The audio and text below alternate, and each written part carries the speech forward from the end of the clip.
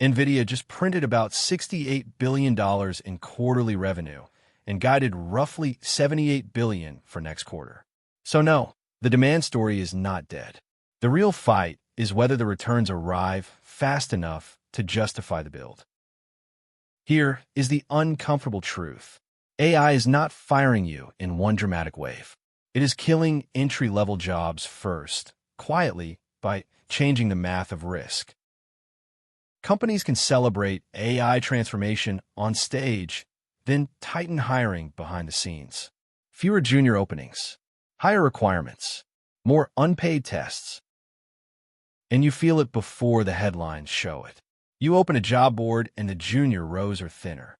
The same roles now ask for 2 years, 3 years, 5 tools, plus a portfolio. This is not about whether AI works. It is about who gets protected when timelines slip. When budgets get squeezed, entry-level hiring is the easiest line item to delay. Now look at the risk talk. A recent Bank of America survey had a meaningful share of managers calling AI bubble the top tail risk. That is not a vibe. That is a cash flow question. When CapEx ramps, something else gets rationed. Hiring is not the only thing that gets rationed, but it is the one you notice first. And the constraint that keeps showing up is not just GPUs.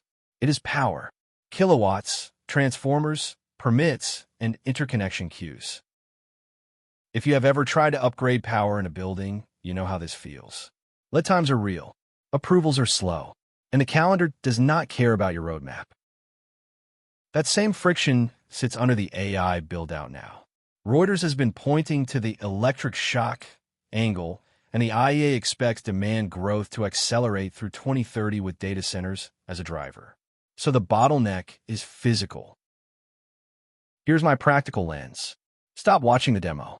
Watch the interconnection queue. Because the queue is where projects stall. When projects stall, managers protect what ships today. They lean on seniors plus tools, and they postpone training bets. That is why juniors get hit first. Let me Steelman the bullish case. Maybe this is not a bubble. Maybe it is a real industrial build-out that takes years, and the winners compound through the cycle.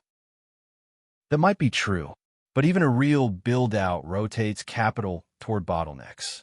And bottlenecks change timelines, even when earnings look great. So when you hear Nvidia crushed it, do not stop at the stock chart. Ask one boring question. Can the grid, transformer supply, and interconnection process keep up with the next deployment wave? If the answer is no, the story slows down in the physical world first. And when the physical world slows, hiring gets cautious. That caution shows up at the entry gate. This is why bubble fear does not die after a blowout quarter. Markets price second-order effects, CapEx fatigue, debt, and backlash when utility bills rise.